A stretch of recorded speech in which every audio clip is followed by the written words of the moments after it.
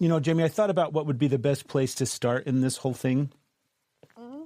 And I think genuinely, I just kind of want to start from the beginning of, oh, hold on one second. I want to adjust this. There we go. Okay. Like when you first came in here, I was going to go back and I was going to look and see if I could actually, I couldn't find it. I was going to go back and dig through the lists and see when your name first started popping up on the lists. But then I remembered, I don't actually do anything with I don't put dates on it. So that was going to be useless. Yeah. But let's just start from when you first came in, because I think it's it's an important part of the story for me personally, but also I think for your experience as well, right? Absolutely. It allowed me to come in with my guard down because I was kind of led there. So I didn't have a guard up. So take us to that moment, because you came in on the FYP one night and I was doing cards, right? Yep. So you come up on this preview screen. When you scroll the FYP, you can see it, but you're not in it. So you were on that, and I was watching it for a second, and I could feel my brother a lot, and I was like, oh, that's weird. And I just kept going. And then you came again. And then when you came on again, the song changed, and I could feel him, and I'm like, okay, fine. So I go in, and then he just, takes over all the music. Every single song was, highly, they all had a big meaning. And so I was like, what is happening? What was his correlation and connection with music too, right? If I'm not mistaken, he had a big... He played the guitar? He played the guitar. And music has always been a connection for my family. So, my brothers and I have always sent each other songs, sent each other music. And it's funny because we all sometimes we'll send the same artist around the same time. And we listen to underground people. So that's why, when I tell you songs, you probably haven't heard of the artist. You probably haven't heard of them. And it's funny because we would find them about the same time, even though they were underground. And so, we'd send somebody a song, oh, I know, I love that, and this one's great too, and we'd send it, So since he's died, it's on his urn, it's on my memorial tattoo, it says, I'll find you in the music. See, that's the part that just got me. It was so beautiful because I remember that day, and it was literally song after song after song. You were talking about it from that lens of just having such significance and connection with them. Yeah. Did you get a reading that day? Yeah, I did. I did, actually. He takes over, if I drive home, when I get within 45 minutes of home, he'll start to change the music. And then when I get close to the driveway of my parents' house, which is, they've rebuilt it, but it's our childhood home. Okay. When I get close to that place, then usually one of 5 songs plays. And there's one that he sang to my grandma in that house, and it's the one that plays the most when I get close to it. Tell us about him, because if you don't mind, I would really like to go into him and your relationship with him, as well as because if I'm not mistaken, his passing has been a big transition for you, right? Yeah, there was a lot of trauma. There's been a lot of counseling that had to go on. There was a lot surrounding his loss, but he was 3 years younger than me, so he was my first best friend. Yes, we fought. I blackmailed him. He told on me. That's how life was. And you're the oldest in your family, is that right? Yeah, the oldest and only girl, and both my brothers are quiet, and I was the vocal, don't mess with my family. So it's been very funny because I'm the girl, but my dad relates to me the easiest. So I'm definitely my father's daughter. And my brother was my mom's favorite. And we laugh about that now, but we've always known it. And we've teased her about it for a long time. But we never were upset by it because he needed it. He needed that soft space because life was hard for him. Everything he did, he had to try really hard for, except playing guitar. He found that when he was 16. He disappeared for 7 months in his room, and all we'd hear is ding, ding, ding, ding. It was horrible. And then he comes out, and he's like, I want to play you something. And he played Stairway to Heaven, including the solo. And I just looked at him, and I was like, you found your thing. Because, school and sports were easy for me. So in some ways he was in my shadow, and I always tried really hard to like push him out from underneath that. So yeah, we were very close, and as we got to be adults, we got closer. We didn't realize how close we are as siblings until we were adults, and we saw the way other families treat their siblings or the way they interact, and we're like, I would never do that to my brother. Like, that's not a thing. So we didn't realize how close we were until we got older and saw with other people. How long ago did he pass? 2019, January 2nd, which is why I usually always pick one or two. I love that.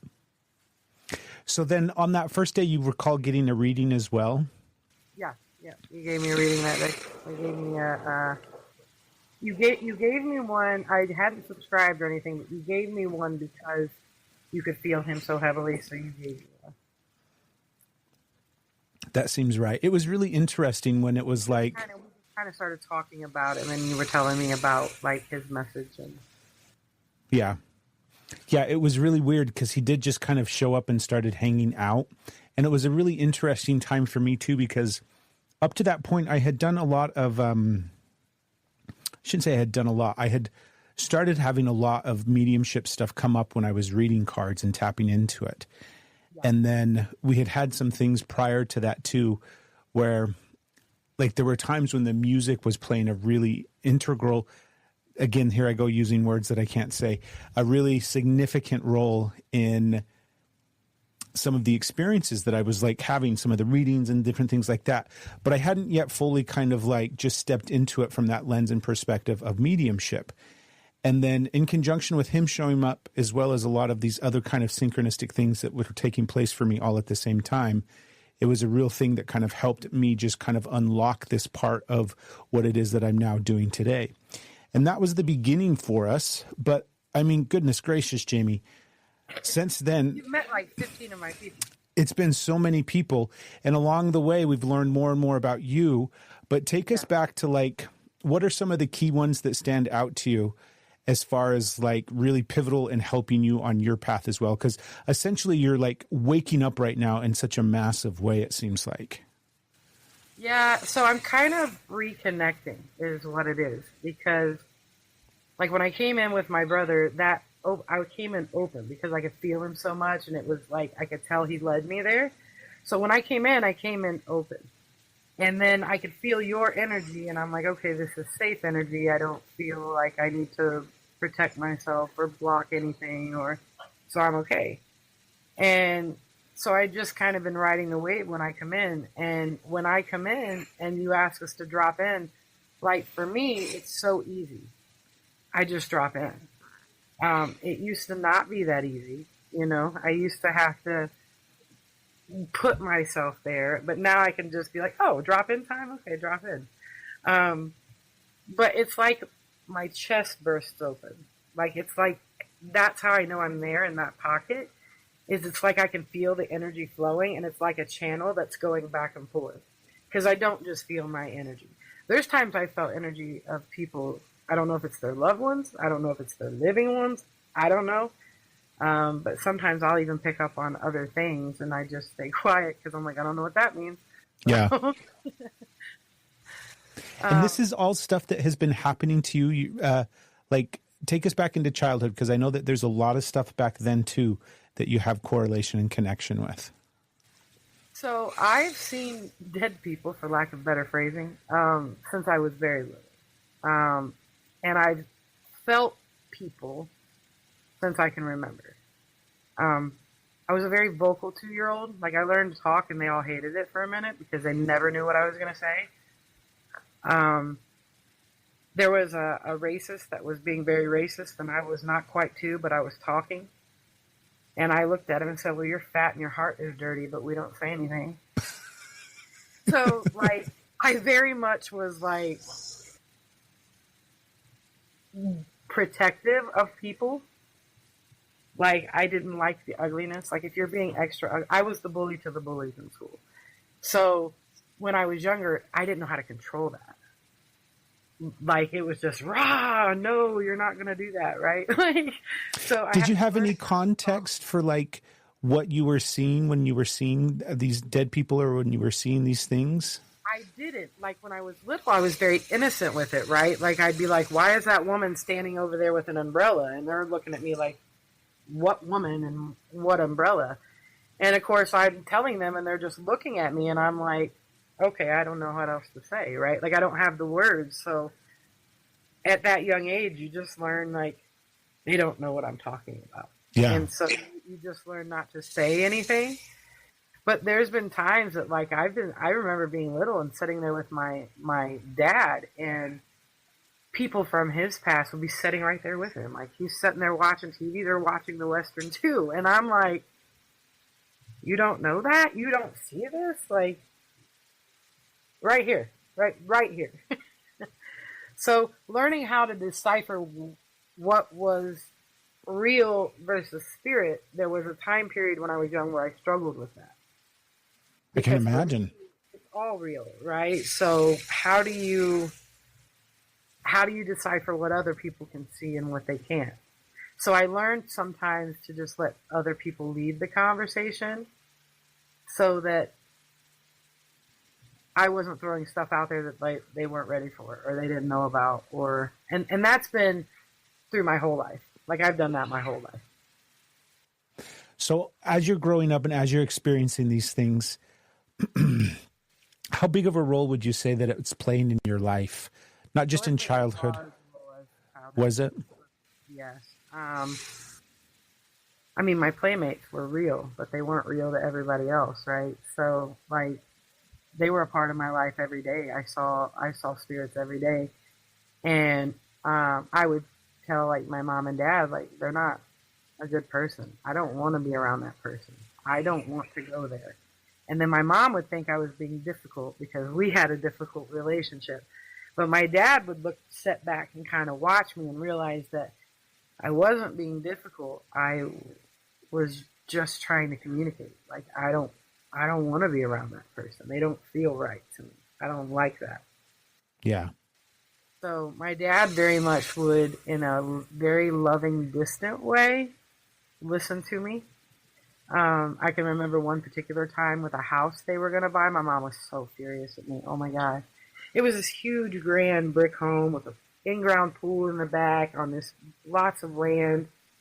And we pulled it in, and I was ready to crawl to the back corner of the van. I didn't want to get out. I didn't want anything to do with that place. And I'm sitting back there, please don't make me go in. Please don't make me do this. I don't want to do this.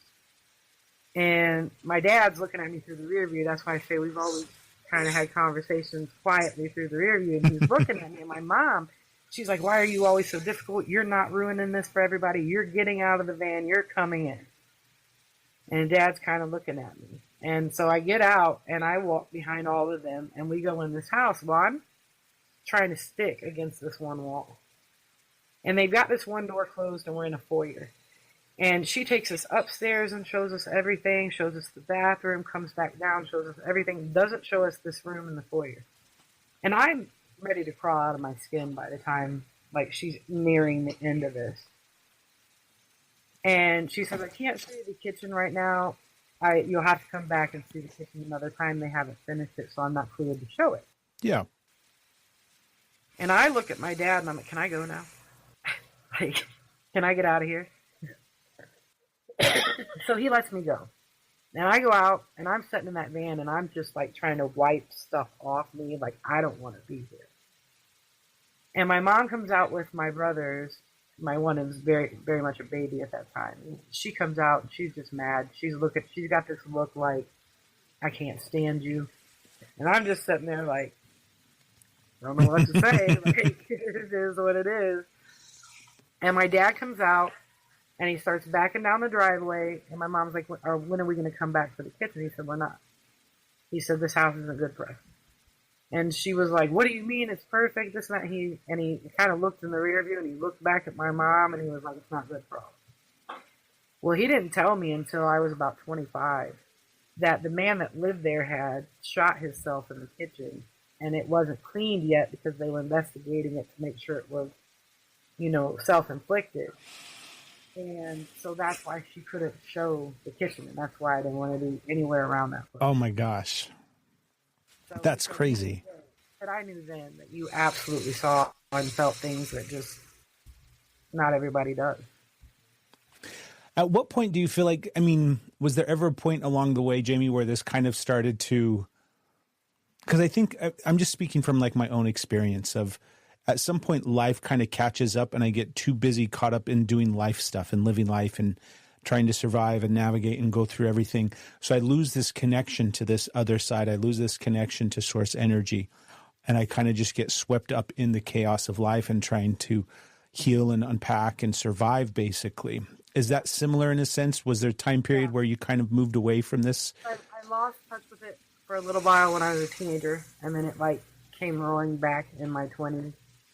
And then when I went through my injury, like I was focused on that. Like I was focused on healing, and it was a lot to manage mentally and emotionally. So like I was occupied. So I wasn't in that realm at all then either.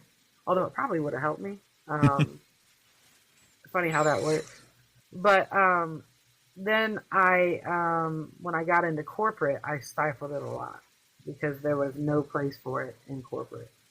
And then I was vice president. So like I had to, for lack of a better term, I had to put on airs.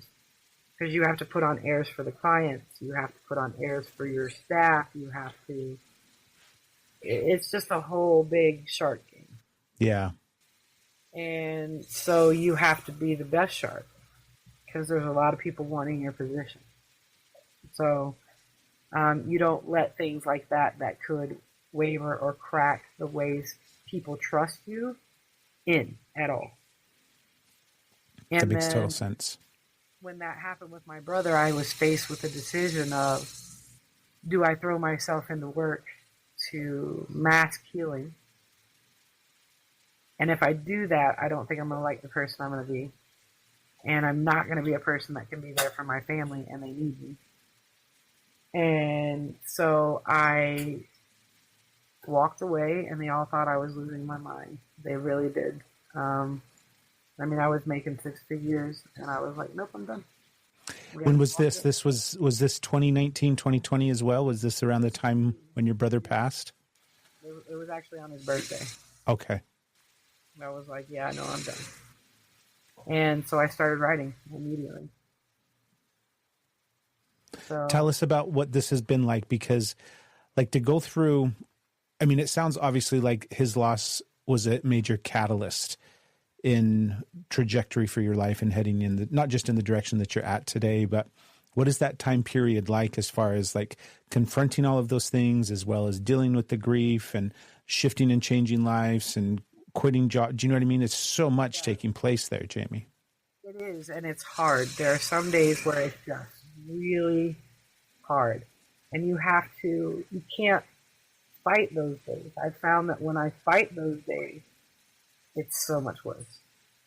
If I just lean in and today I'm sad. Like it just is what it is. Today I can't hide the sadness, so today I'm sad. And tomorrow I'm going to pick it back up and be okay. But if you fight it, then it's like you try to be sad for weeks. Instead of just leaning in and having your few hours or your day and then recollecting yourself and regrouping yourself and moving forward. So you start writing, and then what happens at some point? Because correct me if I'm wrong. You mentioned earlier there was some injury that you had, but talk to me about your heart. Like what's going on with your heart? Because I know that's been a significant thing too. So at 19, I had to have surgery on my gallbladder. And when they went to do surgery, I had never... Somebody's here, just so you know, because a tear just fell and I'm not emotional, so I don't know. So something's here. I got my little Malachite over here, though, so that doesn't surprise me. No, I'm sorry, I got distracted. You're okay. What did you ask me? It was... The heart. Yes. So I was 19 when I had to have my gallbladder out, which is very young for that. And when they had me in surgery, they come running in, they're like, don't knock her out. we're not sure she'll wake up. And of course, I'm laying there like, that's a problem. And they have a cardiologist like go over my EKG, and then the cardiologist comes to me and he's like, "You'll be fine. You'll wake up from surgery. You just have a little Parkinson's white. I'll talk to you when you're awake." And they put me under. And I like wake up, and he's sitting there waiting on me, and he's like, "You have extra electrical cords in the heart. You have twice the electrical energy of the normal human heart." Right then, it was like everything rolled through my head, and it all made sense. I'm like, oh, that's why I'm a brighter light for them. It's easier for them. They don't have to work so hard. And then because I've been open to it my whole life, I've just not blocked it out. So it's like I let it flow. I've never stifled it, even when I was young. Yeah. I was curious, so I just let it do its thing, you know. But it all made sense to me then. They've actually wanted to do, because one of the side effects of Wolff-Parkinson's White syndrome. Is that what it's called? Wolff-Parkinson's White. It's not a lot of people have it. Some do. I know there's a couple famous people that do. But one of the major side effects of it is sudden death. Because, like they told my parents, I was a really good kid, which they didn't believe that because they were like, "Yeah, she's never done any drugs." And my dad's like, "Yeah, right, I know you're lying." He's like, "Well, let me change that. She's never done the real drugs." And my dad was like, "Okay." He was like, "Because if she did, she'd have died." Because what happens with the sudden death is the heart will start racing so fast. So it's like, since my brother, I have panic attacks, I have to watch those panic attacks. I have to be very careful. Because the heart will start going so fast that the blood is just flowing through. So your heart, your lungs, and your brain are not getting any oxygen, and you'll just drop dead. So they were wanting to do a surgery and do an ablation on my heart and sever those extra electrical cords. And I was like, yeah, no. You're talking about physically changing my energy, my kinetic makeup. Right. I'm not doing that. I'm not going to. Over the years, what do you chalk that up to? Like, what has been your, like, understanding of it, processing of it? Like, what does that mean to you today? And how has that changed since originally learning about it? Well, I don't question things with the why like I used to. Like, why am I seeing it? Why is nobody else seeing it? Like, I get it. And since then, I've just known I'm different. Like, I'm just down to physical makeup. I'm different. And I'm okay with that. Like, I've just been very okay with that. One of the things having my dad be the man that he is I've always been confident. Right? Like, you never look for a prince when you've always had a king. So I was always very confident. I never needed approval or validation from others. I don't need somebody to validate my experience. It's my experience.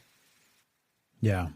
And so because of that, I've been able to lean into that realm and embrace it in a way that I think some people fight against. And I'm with you. I think everybody can do it. I think everybody can do it. It's just tapping into that energy, into that. Like, if you really sit outside in the woods, in the grass, whatever, and you really sit down and you really let everything else fall away, you actually feel the earth breathe. Right? And if you can't get that still, then you're going to have a hard time tapping in to that energy because you've got to get very still. At least for me. I totally agree. I totally agree. I want to talk a little bit about, because you talk often in here about lucid dreaming, and I want to talk about what that journey has been like for you, because my guess is it's coming from childhood as well. I learned to lucid dream when I was a baby in a crib. Okay. So talk us through it and kind of your experience of it. So when I was a baby, I just learned that if I laid still long enough and then I made sweet cooing noises, everybody was happy. When I laid in there awake and cried because I wanted up and I didn't want to be stuck in this bed, then everybody was upset around me, my aunt would physically cry in front of me and beg me to go to sleep. I didn't sleep. My dad thought that maybe he had conceived me on LSD and he had messed me up. Like, he really thought that for a minute because Really? I never thought. Yeah, he actually asked the doctor. He's like, is it possible that if I was, when we conceived, like, I messed her up? And they laughed and they were like, no, it doesn't work like that. And he was like, she literally doesn't sleep at all. So I learned how to lay very still. And I remember being in my crib and I had a mobile and I would watch the mobile go around. And then I would put myself kind of in this state where I was very still, but I was playing. I was playing with my toys and I was doing things and it was very real to me, right? Like, I wasn't up here in the crib. I was down on the floor playing with the toys. So I learned how to do it at a very, very early age. And then it's music and lucid dreaming has been my best friend. So you have memory of doing that as a baby? I do. Wow. But see, I'm telling you, I remember being in my mother's belly. Talk to us about that. She was very nervous and I did not feel safe. So I actually learned how to travel then because I would try to escape that. She was worried and nervous all the time. And her energy just didn't feel good. It didn't feel safe. It felt jumbled and chaotic. And so I remember, like, putting myself in spaces so that I didn't feel that. And then when I was born, I didn't let her hold me. So that put a huge disconnect. Like, she was sick her entire pregnancy with me. Then she was in 42 hours of hard labor with me, and I about killed both of us. I was coming out neck first. She had to actually pull back against the contraction to stop from breaking my neck. And I came home before she did, like days before she did. Wow. So several instances where the bonding could have happened, but the bonding was interrupted. And then when she came home, you know, my grandma's touch was gentle, my dad's touch was gentle, and then she'd pick me up and it was chaos. And so I wouldn't let her hold me. So that put a big disconnect there too. I remember I wasn't walking yet, and I tested her to see if she loved me. In what way? What happened? So I crawled out of the walker up onto a cabinet counter, and I balanced myself. And I stuck my hands all the way out to my side, and I was looking. She come out of the bedroom, and she's now standing here in front of me looking at me. And she froze. Because I'm just standing there teetering and balancing, and I'm just looking at her. And she starts slowly walking towards me, like so as not to scare me and make me fall. And when she got so close, I just looked at her and let go and just fell. Like, are you going to catch me? Are you going to try to catch me? Do you care to catch me? And so when she lunged forward and caught me, well, then I knew she loved me, so I could tolerate the fact that she didn't like me. Wow. So that was what helped me through a lot with her, was knowing, okay, she loves me, she just didn't like me. What do you chalk all of this up to, Jimmy? Like having this level of awareness and ability to, not just ability to kind of astral travel and leave your body at this young of an age, but just having this much cognitive awareness. That's the other thing that really stands out in a lot of the experiences that you've had in here is just your memory and the ability that you have to recall things it seems to be pretty like incredible. It's done with pictures with me. Okay.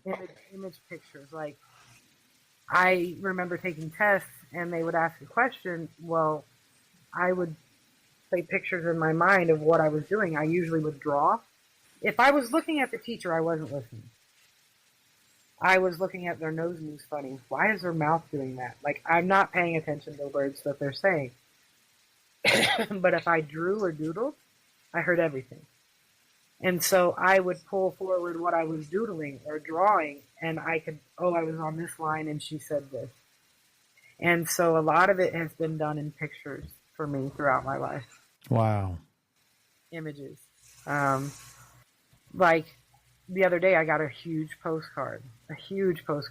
Like, I'm sitting here, I'm like, I'm at 100%, but he can take whoever he wants because I'm already getting my message because it was showing to me in images. Like, it was playing for me. And I'm like, okay, all right.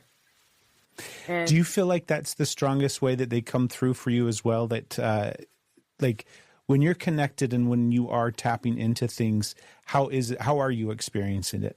a lot of images, a lot A of lot of imagery, images. and a lot of emotion. Like I can feel them. And sometimes in feeling them, I hear them. Right? Like I don't necessarily hear them say that sentence. I feel them say that sentence, but I know that's the sentence they're saying. Mm-hmm. Like I had a boy, I say boy because he was like 19, 20. He latched on to me one night in a lucid dream. And no matter what I did, he didn't go anywhere. He wouldn't go anywhere. And he was desperate to have me give his mom a message about her anger. And I didn't know his mom. I don't know who your mom is. I barely know you. Like, I know how you died, right? Like, I don't know you. So how am I going to know your family? But he stuck right there with me to the point that I put a red string around my wrist and told him he could hold on to that whenever he wanted, but he had to let go of me with it because he was like always right there. But he was an African American boy that was murdered by two older white men in Washington, and they left his body in the woods. And he was several states away from his family. And 2 years of having this boy around me, I happened to be scrolling through Facebook one day and I was like, wow, there's his mother. Like, just right there she was. People you may know. And I'm like, that's her. And so I clicked into her page and I started looking at her photos and I was like, and there he is. Because I knew what he looked like. So I'm like, there he is. So I'm like, okay, now what? Because now he's like fever pitch, right? Like, Right. okay, I've been waiting. And I'm like, oh God, how is this going to go? Because also she's Muslim. I don't know what Muslims think of that. I don't know what they feel. I don't know what they believe. I don't have any of that knowledge. So I'm like, how do I approach? Hey, by the way, your son said stop being angry. Like, how do I do that? Right.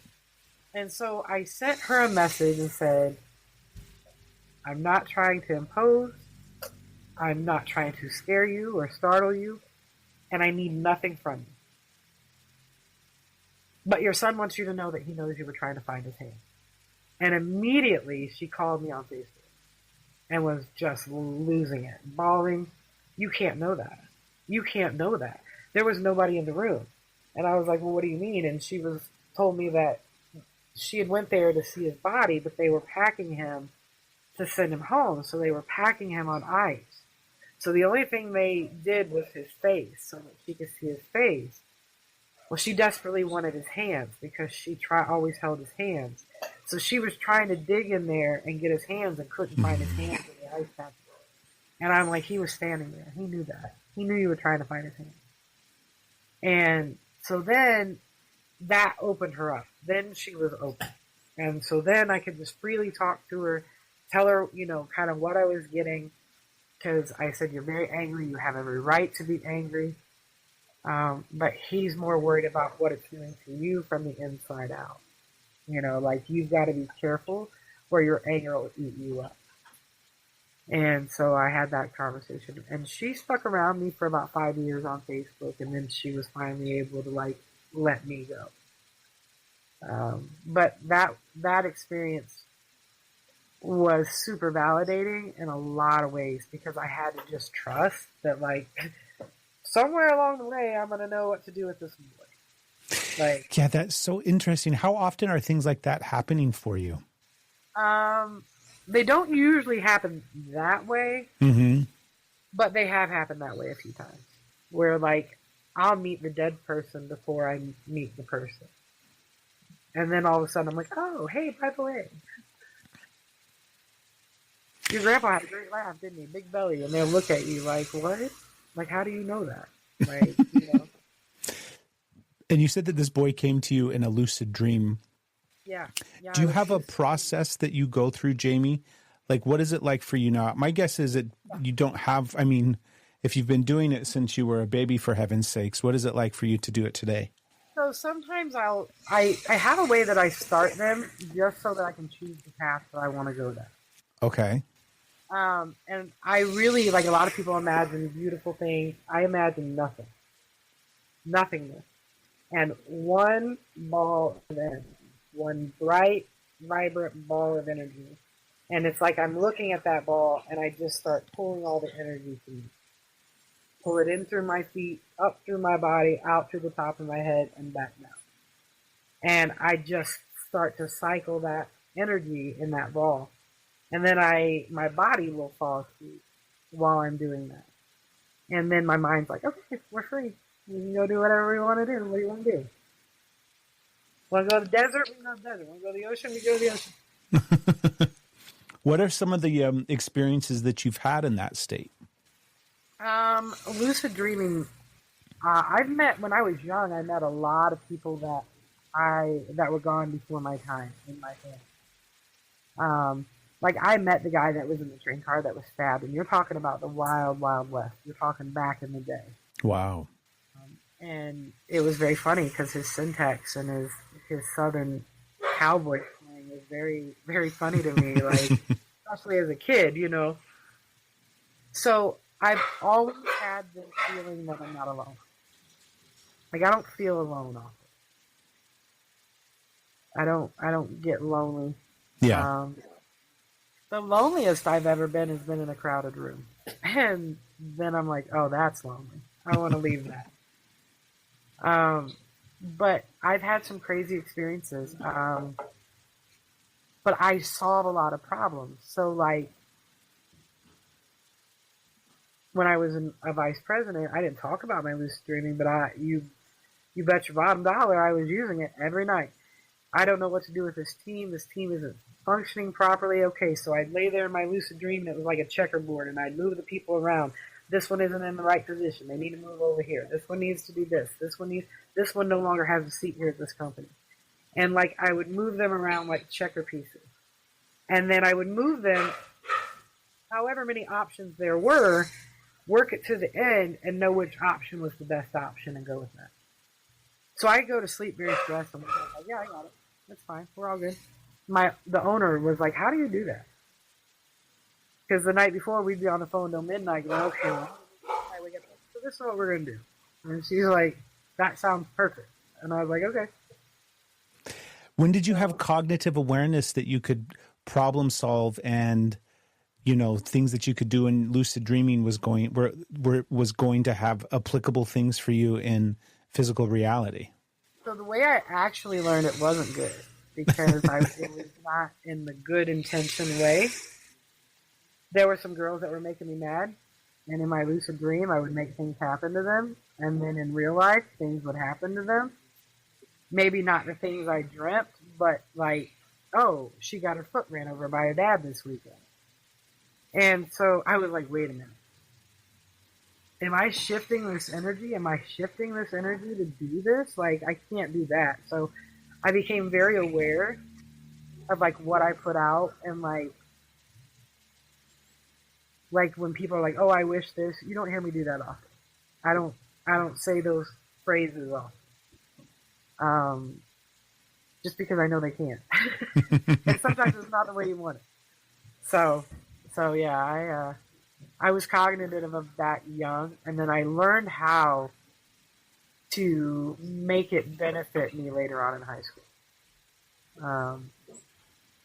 To make it serve me in a way that brought peace. Like, oh, okay, I can do this and figure this out, and I can do that. And, when I was younger, a teenager, they always called me the one-liner because I would like walk in and just say one line that would be incredibly impactful, and I'd keep going. And they'd all be sitting there like, what? You know? And they'd be stunned, or like maybe I could sense one of them was really sad and what they were sad about, and I would say something about it, but then I would keep going. I remember one time saying to my aunt, as long as you choose unhappiness, you'll stay unhappy. And I just kept walking. And she come back to me later. She goes, "What made you sad?" I said, "Because you choose unhappiness. You choose to be sad. You choose it." And she's like, "No, I don't." I go, "Yeah, you do. Think about your morning every morning. You make a choice." And, I'm like 13. So they got annoyed by me sometimes. I want to ask you, Jamie, in that state, in that place of lucid dreaming, do you feel like do you feel like you've experienced,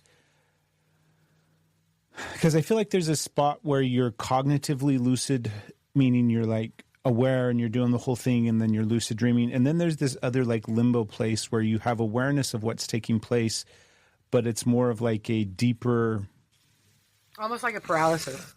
Yeah, definitely in the sleep paralysis state where you can have awareness of things happening around you.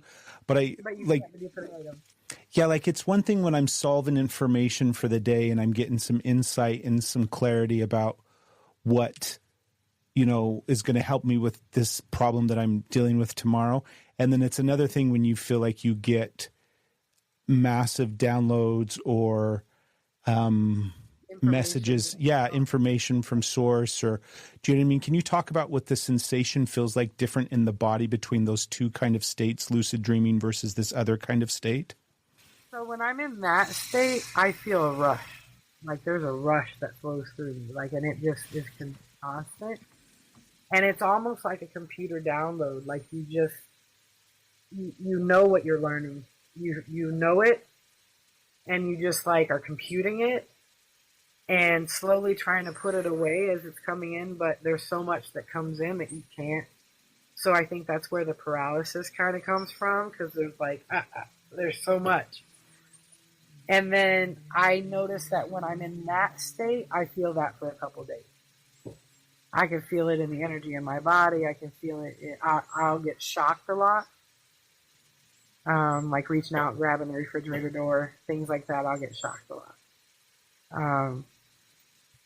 So it's kind of residual that I can feel that after the fact. And then, do you feel a denseness in your body when it's happening? Like your head real heavy? Yeah. Yeah. Yeah, you're not at all like the floaty, lucid dream, move about the cabin. No, you're like locked in. Yeah.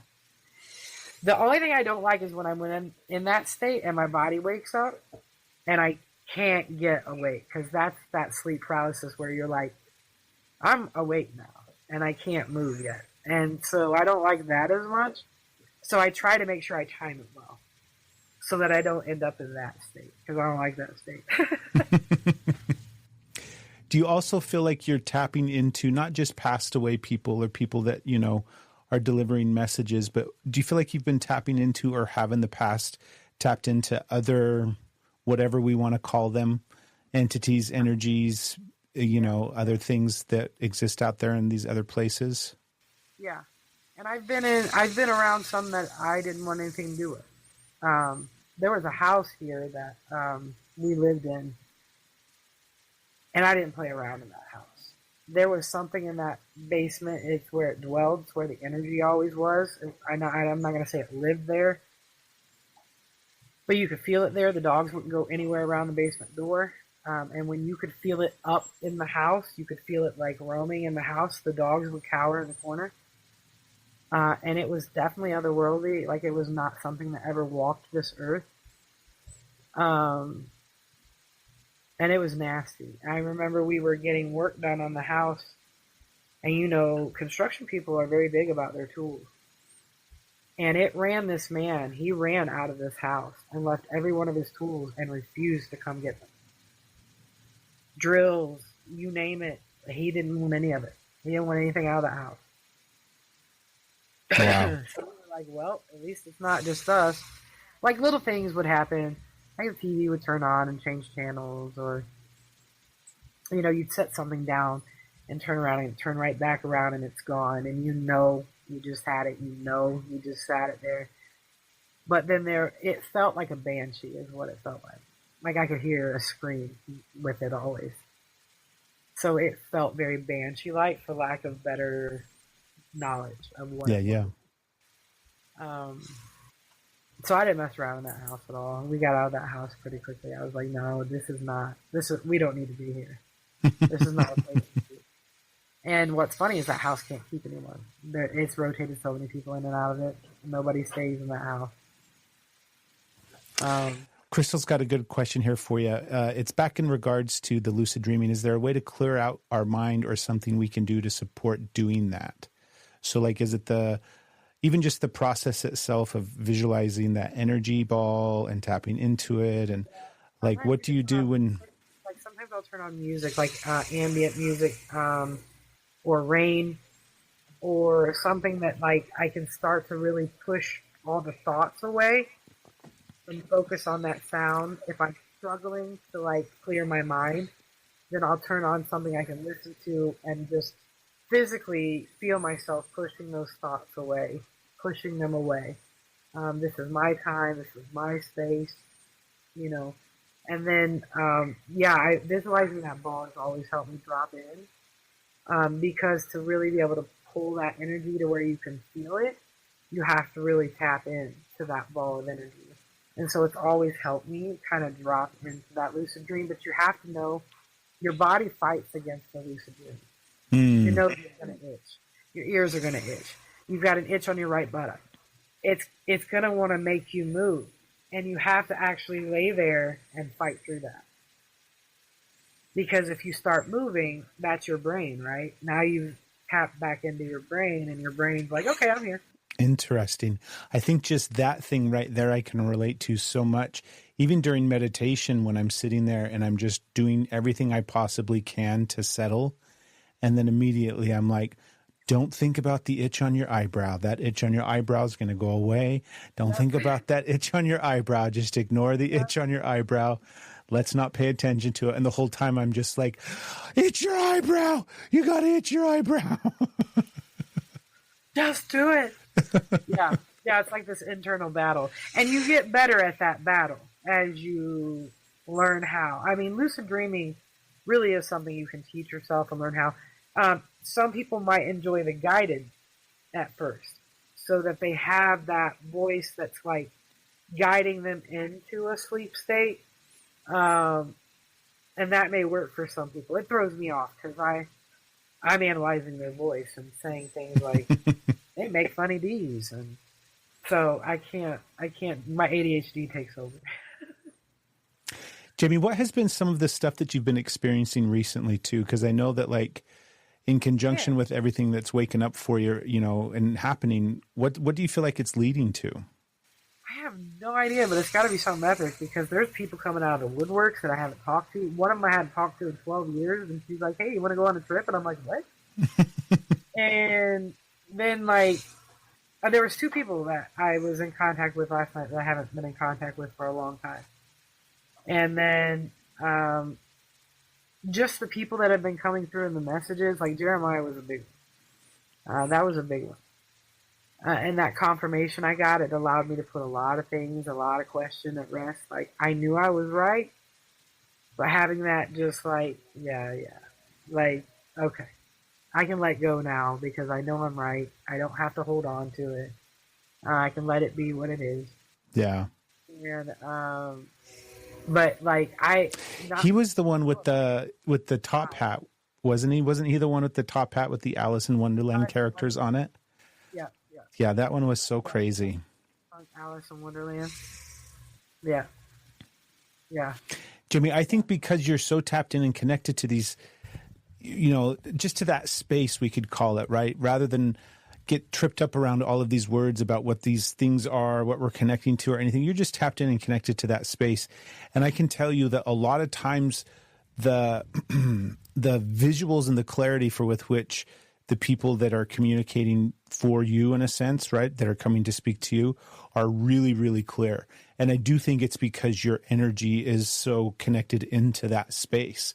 It's the whole thing that we try to talk about in here a lot, where it's like being able to slow down and connect and be in that space, in between that little kind of sweet spot. You call it the pocket, which I love that terminology for, I think is so massive because, again, It's letting go of the intellectual brain. It's letting go of that part that wants to overanalyze everything. And you're so good at that. And it makes sense now because you've been doing it for so long. And like lucid dreaming, having to set that part of your brain off and just shut it down and not worry about it for a while. And all of these things play such a pivotal role in all of this. Yeah. Yeah. Everything's connected. Like I look at throughout my life, everything was just connected. The way that my sense of justice, that's connected. That's connected to the fact that I feel people.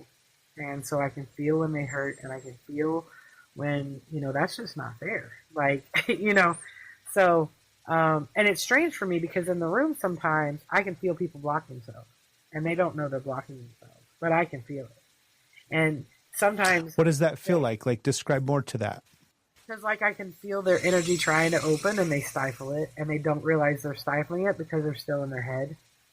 Like, it's there, it's trying, but they're so busy.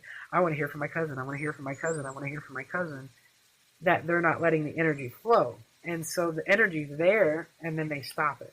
It's like hitting a brick wall because they're still in their mind. And it literally comes nowhere from your mind. Like, I've never had that experience come from my mind ever. Yeah, it's so wacky, isn't it? Yeah. And, I feel like tonight there's some guy with a C name. Charles, Calvin, something. He's connected to somebody because I feel him. I don't know why I feel him. I just feel him. I don't know anything about him. I know his name's Charles and he has a big smile and I just can feel him. So it's strange. It's strange. I do that. I don't like huge crowds because of that. Yeah. If I go to a big party, I'll come home and take a shower because I have to wash everybody's energy off me. Like, okay, I got to get all that off. Yeah. Because there's times I've been in a room or around people and I feel so incredibly sad. And then I realize it takes a minute to realize, well, that's not me. That's not mine. I'm not sad. Ugh, whoever's going through that is having a hard time, But when you get around a large crowd and you start getting a lot of that information, no, I get out of there fast. I'm like, I'm out. Do you have ideas, Jamie, of working with this in some capacity? Coming on TikTok and going live on TikTok and doing mediumship on TikTok is such a completely kind of different thing. Not that's not for everybody and all of the kind of different things that entails. But even just working with this in some capacity, is that something that appeals to you or something that you've thought about? I've thought about it. I just have no idea what that would look like or what I would do. Right? Mm-hmm. I don't know how I would share because it's very different, right? Things come to me. I don't really go in search of it. So it's how do I do that on demand when I don't do that on demand, right? Yeah. Yeah. So yeah, I don't know what it would look like. I've used it a lot in teaching and being around children. What do you mean by in teachings?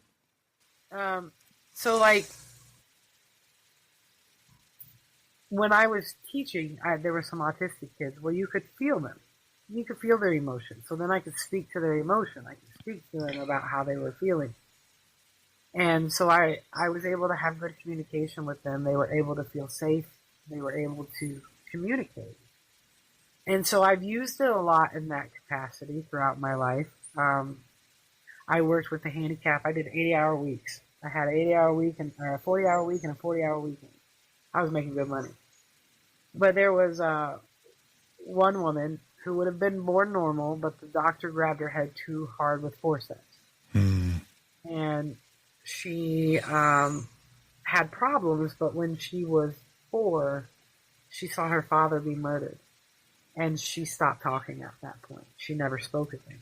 Her mom never heard her voice. And here I knew her. She was in her 40s. Well, I would just talk to her as if she was talking back to me. And I'd go in and I'd be like, what do you want to wear today? You want to wear pink or blue? Purple? That wasn't even an option. And then, I would pick out a shirt. And I just talked like she was talking to me always. Always. And I always included her.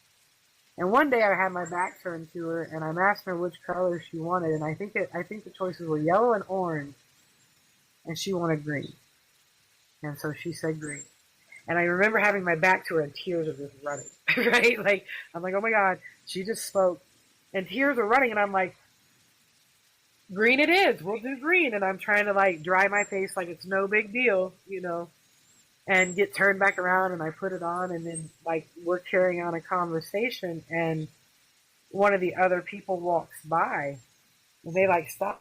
I'm like, go, just go, because I felt like if all the attention was put on her in that moment, she would lock right. Don't look at it. Anybody, we don't want to draw attention to it. Look into the eyes. Yeah, there's nothing behind the curtain. And eventually, like 4 or 5 days later, we were able to call her mother, and she spoke to her mom for the first time. Oh, wow. So I've used it in those kinds of capacities. And then like the woman with her son, but I don't know how to bottle it up, so to speak. Like I don't know how I would bottle that and what I would do. Yeah. Is it something that piques your interest though? Yeah, definitely. It always has, because like I've always been the old soul in the room. Mm-hmm. Like, it's really funny because people can only read my tarot if I let them. I can shut down a tarot reading. Yeah. Where they don't have anything from me. And usually I've done that when somebody's went to read me and I don't trust their energy and I don't like it, and I'll shut the read down. And then they're like, it's funny, I'm not getting anything from you. And I'm like, yeah, it's funny, isn't it? I learned how to do that young too. I was around some very influential, they called themselves witches, so that's what I'll call them. But they were very open, winter solstice, summer solstice, you found them out in the woods, they were just very open people, and they used to tell me all the time, you're such an old spirit, like there's so much that comes with you. And I used to just smile and giggle, and I didn't say much. I knew that, because I'd already had the surgery at that point, so I knew that. I just never let them know why. Yeah. Okay, Jamie, I feel like you're a natural medium. I feel like it would be the easiest thing in the world. You just did it earlier, right? Somebody named Charles or a C name or something like that. Yeah. Like that's been my experience too, Jamie, is it just, when you're so naturally connected to it, you don't have to spend a lot of time trying to think about what to do. You just kind of just do it. And I think that's exactly kind of what it is you just step into the space. We were talking to Charlotte last week as well on the podcast, where she's like, I don't even really know how I'm doing this. I just do it. And she just has learned to trust it, right? And everything that you've shared tonight, as well as over the last couple of months of getting to know you, it's just like, it's such a natural, innate thing. And I don't think of it like, sometimes I think it gets glorified, where it's somehow this gift that's your responsibility in a sense, right? Like you have this thing, it suddenly becomes this. And I don't think that's the case. I think it's very much just a sense that we all have access to, and you just have a clearer access point to it. And it's up to you. You can continue to choose to use it, or do you know what I mean? Like in all the ways that you're using it. Just because you have the ability to talk to dead people doesn't mean you have to talk to dead people. Also doesn't mean that you have to be the person to carry those messages from one side to the other. Do you know what I mean? Right. The in-between part isn't necessary. Obviously, they can get the message there. That's the other thing I think about, too, is it's like the message is coming regardless of whether or not we're able to interpret it. Like the person and the connection and the love. Something that I don't know what it meant. And it just sounded crazy. Mm-hmm. And I'm like, and then they're like, oh, no, this is this and this and this and this. And I'm like, oh, that's wild, but okay, and I very much, once I share information, I let it go. I don't remember. Yeah. Like, it almost feels like a violation for me to remember, because it's not my message. Mm-hmm. It's not for me. I was just the vehicle. So I tend to let go of the messaging. Like I remember sitting down, one of the women that contacted me last night asked me about the trip. I met her through work. I was her boss, and there was stuff going on, and we ended up being friends. And I just ended up over at her house, and it was her two sons, and her mother. And I looked around. I said, "Which one of you is writing?" And writing like you're a lady from the '40s. And her one son looked at me and was like, "I just sometimes feel these stories, and I write them, and they're always from this." I said, "Well, because that's your such and such, and she's doing that, and that's why you're writing that. That's who that is." And then, like, I felt their grandfather, the boy's grandfather, her dad, and the mom's husband. And I knew he had passed in that house, and I knew all these things, and I just started sharing it. It's like sitting there in their house. It was like it just all flooded me, and I just started letting it know. Like, here you go. Here's what I'm getting. And you're going to go down a really rough road of drugs and alcohol because you want to be in the military, and physically you're not going to be able to. And right now he's pulling himself out of alcoholism because he couldn't be in the military the way he wanted to be. She was like, "You got to know this happened." And I said, "I already knew it was happening. I knew it was going to happen, but I also know he'll be okay." I've used it in a lot of different ways. It sure sounds like it, yeah. Even healing with my brother, helping my family heal. And one of the things I realized through this process, you kept telling me that they're all worried about me. And what I've started to realize is that my family are actually PTSD triggers for me. Mm. When I'm around them, I hear the sound my dad made when I told the girls what happened. When I'm around my brother, I see his face contort before he drops on the floor, and I've got to pick him up off the ground. I watch my niece's breath catch, and she can't breathe. So, like, when I get around them, these images and sounds flow like a Rolodex that's just spinning. And that's the PTSD. And I think because I have the abilities that I do have, they're so strong. Yeah. Those images and those sounds are so strong. And so I'm realizing that some of the weight that I'm getting from my family is not them giving it to me. It's the PTSD trigger. Because I love them the way I love them, and I watch them change before my eyes. Like, I didn't get a grief. I was doing death certificates, getting his body cremated, getting him back, finding somebody that would go into a crime scene to get his things. Like, all these things that I was handling, they were grieving. And I didn't do that until after everything was said and done. Yeah.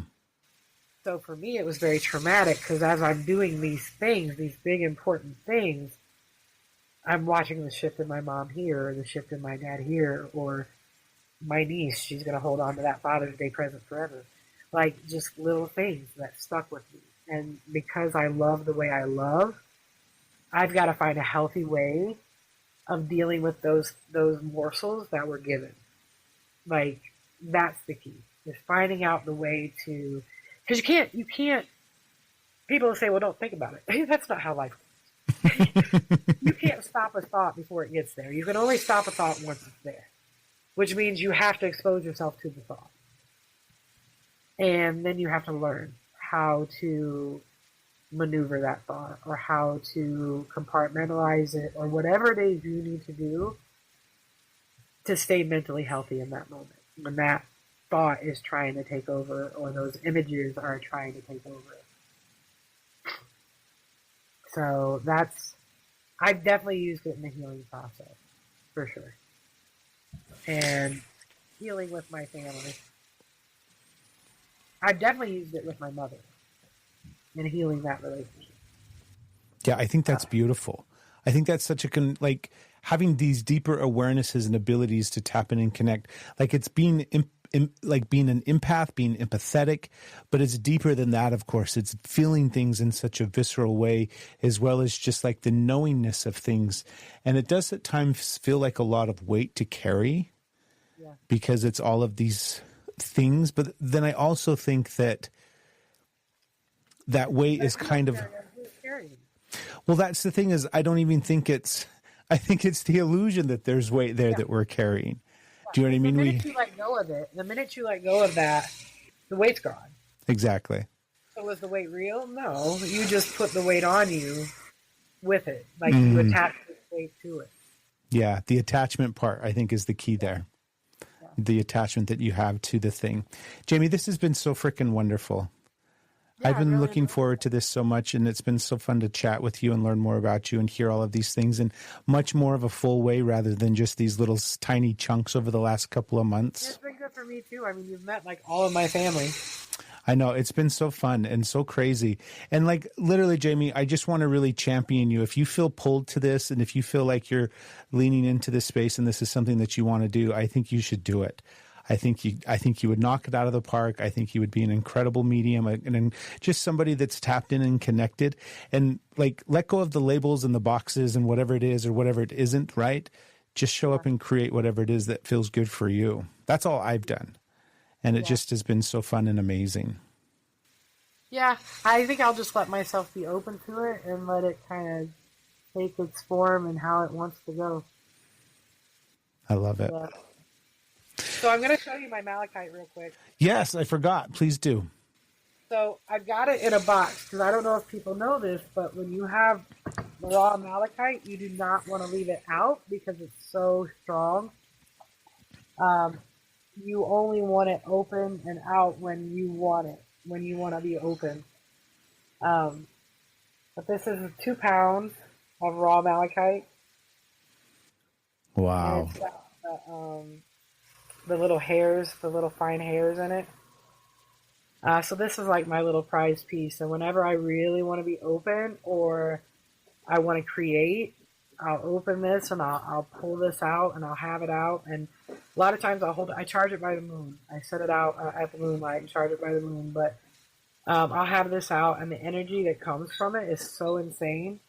I do have a real Malachite necklace as well, but this one is finished.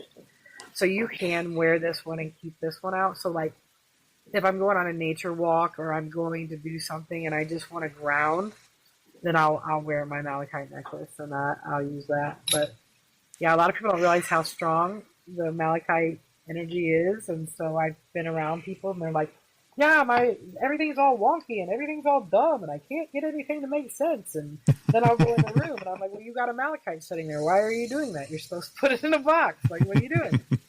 It's running rampant. Thank you for sharing that. That was a beautiful piece. I love that. You're very welcome. You've shared some of yours, so I figured I'd share my little nugget. I love rock talk, right? We could do whole episodes of the podcast just showing each other all these cool rocks. Look at this one. Look at this one. And then look at this. Yeah. Jenny, you're amazing. It's been nice to just chat with you because I feel like you've gotten to know so much of me in little incremental pieces. And so it is nice to just sit and have a conversation. Yeah. You'll have to get the PO box figured out. We are. It's on our to-do list. It'll happen at some point. So I can see it back there in your collection. I would love that. Thank you so much, Jamie. Everybody, thank you so much for hanging out with us tonight. You can catch full episodes of the podcast on YouTube. If you haven't yet, please go subscribe there and you can listen to all previous episodes, including this one. They usually get over there on YouTube the following week after we record them live here on TikTok. And again, Jamie, thank you so much. This has been so wonderful. My pleasure. We will talk to everybody later. Have a wonderful, wonderful night. Thanks for being here, everybody.